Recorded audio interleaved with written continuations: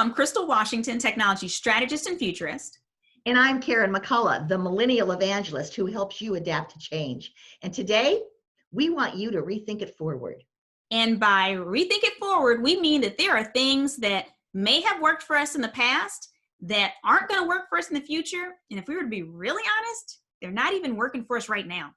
No. So we're going to talk about a subject that I really am familiar with. It's Money Monday, and we're going to talk about your brand and how that really helps you grow your visibility and your income. That sound good? Ooh, sounds good to me. I think it's something a lot of people are struggling with right now. Yeah, they've always struggled with it, but I think right now they're trying to figure out how to show up. Yeah. I have been speaking on branding for a long time. My long story is I worked with like the king of branding, Ralph Lauren, back in the day. And when I started speaking and talking about branding, I had this 4-step process. I would ask people 4 simple questions. Who are you? What do you do? Who do you do it for? And what makes you different? And if you look at those questions, pretty much we're talking about defining your core, who you are. What do you do is really what problem do you solve? Because that's where we are today, thinking about problems. Who's your audience? Who do you do it for? And then what's your differentiator? I think that people forget that one. You know, they're all into all of these top 3 things, but they forget that one piece, that what makes them different. Right. Yeah. I was thinking that your core, what makes you different? Whoever that was, whatever that product is that you're selling, whatever your brand is before the pandemic, that's pretty much holding true right now, because that's what they're going to cling to, that because that's what they remember. It's probably not a good time to be rebranding because people have this perception of you from 2 months ago. I don't know, Karen, can I play devil's advocate a little bit? Oh, go for it.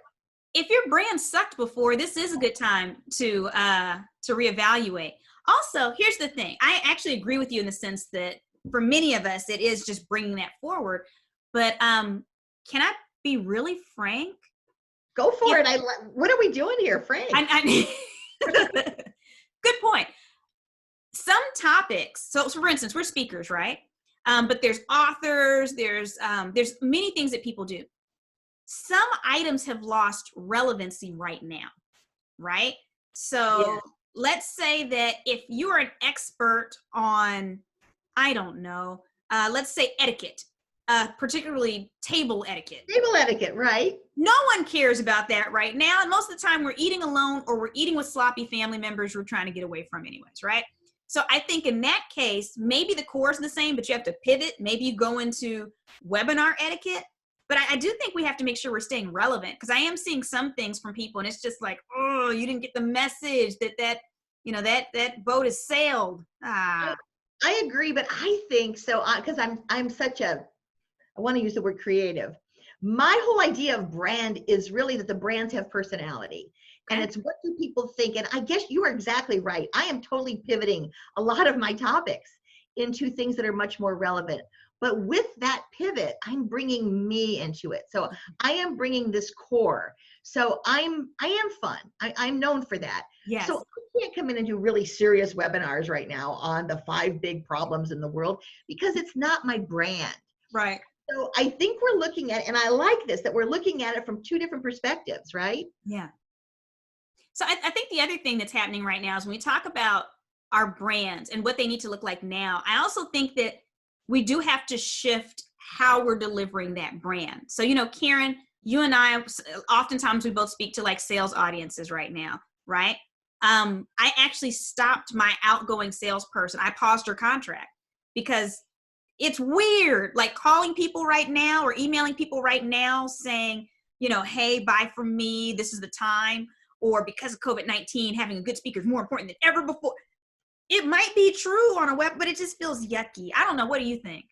Well, I'm going to share something. I'm going to start opening up a little bit more in these because I actually offered a client that I'm pretty close to a free, anything you want, a free webinar, thinking that they were going to go, oh, you're so amazing. Thank you so much. Right. And I got back a really nice email. And do you know what it said? No. We're up to our eyeballs in webinars. We need something else. Nobody wants to sit through another webinar. We like you and you're fun, but not now. And it hit me. I was trying to be giving, but at the same time, I wasn't sensitive to what's going on right now. So I feel like for many of us, we're in kind of a hard place because we don't really know what the client wants. Right. The best way to do is to communicate. I didn't get my feelings hurt at all. I realize now, and it kind of opened my eyes to, maybe it's time to just simmer down a little bit on the webinars and come back a little later. That was really mature of you. I'll say this. I think that not all clients are in the same boat here. So some of them are like calling saying, Crystal, we need webinars. We have this budget, or we don't have a budget at all. Some are saying, we don't want any more webinars.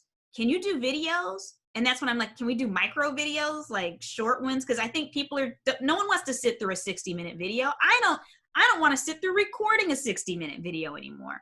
So I just heard someone say they put their picture on and they were doing yoga during a webinar. I hadn't heard that one. And that really made me sad because picturing myself getting ready for a great webinar and people have their little picture on there doing yoga. I don't know. Yeah. So, I mean, we're all in different places. And I will also say that I think I am working to kind of stretch the limits of webinars too. Because what I find is no one wants to be on another webinar, but if you can give them an experience through the webinar as a medium and stretch it and do different things, then they're more open because their people are bored. But I think that's a good topic for next week. Ooh, okay. Great webinars. Yeah, that's a good one. I like that.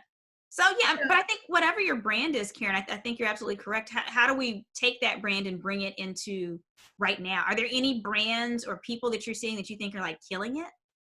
Well, I do love a few. Okay. Because I watch, so I've been like a master student of webinars. I'm watching them to see which pieces I want to keep. And I think my favorite client right now, my favorite CEO is Mark Beniak from Salesforce. Just go on the Salesforce website and you will see events and you will see everyone from Brene Brown. I just listened to Brene Brown last week to Jack Kornfield teaching me how to meditate. So I'm going on the Salesforce website because I feel like they have the best videos. And they also have, I'm going to read this, they also have another website called work.com. And work.com is all about how we're going to re-enter the workplace. So it's giving a lot of CEOs and anyone that's really interested in getting back into the workplace so many tips. I think that it's a great resource. So I'm looking at companies that are giving, but they're giving quality. They're giving things that I want to see. And it's interesting because when we want to see a webinar, we're tuned in, right? So when the content is right, when the messaging is right, people connect to the brand. So I think, maybe the thing that we have to make sure, maybe the thing that we want to leave people with is, yes, we're speaking from the perspective of speakers, but there are people who are watching us that sell insurance, that are educators, that are firemen, whatever amazing work that you do. Take whatever made you successful in that role before and just make sure that you're adapting it to what's going on now, but don't lose that core that made you, because that's what's going to carry you through no matter what you're doing. Yes, I think reflect on who you are. This is a great time. What works, what doesn't work, and really begin to do a deep dive into your brand, into the brand that you represent as the owner of this company, your business, your coaching services, whatever it is that you do, and reconnect with that. And how do you bring that brand out in this new medium of computers and social media? I love that. Can we end with a hug? Can I hug you, Karen? Oh, only from 6 feet away. Oh, I just learned how to high five. Let's just high five each other instead on the side. There we go. All right. We'll see you all in a couple days.